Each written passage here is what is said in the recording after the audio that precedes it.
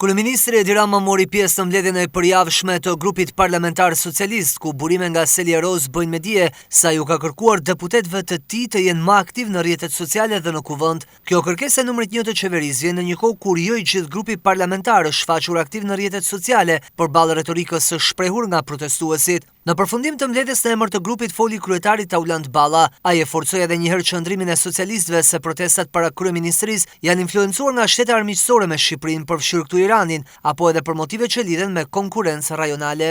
Të gjithë ata që dolën protest për çështje që lidheshin me shqetësime, dyshime lidhur me respektimin e normave mjedisore në një investim të domosdoshëm jetik për ekonominë e vendit në Zvërnec, një investim që do të bëhet domosdoshmërisht sepse është një mundësi e madhe për Shqipërinë që vjen një herë, nuk e di në sa dekada, dhe ndërkohë e kam thënë edhe në qëndrimet e mia, edhe në komunikimet publike përmes rrjeteve sociale, brenda kësaj proteste janë përfshirë dhe element që nga dita e parë, që kur e fryn këtë tullumbace, që pothuajse ka plasur tani më, duket qartë që janë interesa që lidheshin me konkurrencë rajonale turistike, me interferencat huaja të vendeve jo miqësore me Shqipërinë, dhe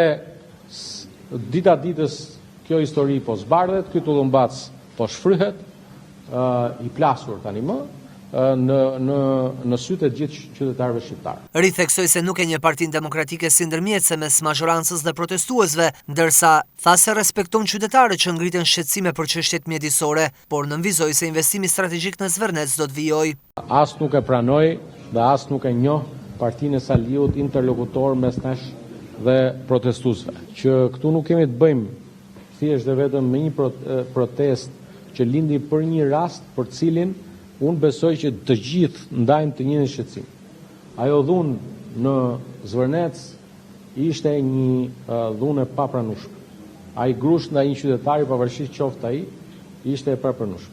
Sot atë çështje e kanë harruar dhe ata që për cilën u ngritën nuk flasin më. Të vetmit që flasin për ato jemi ne. Pra për arsyen pse filloi protesta jemi ne.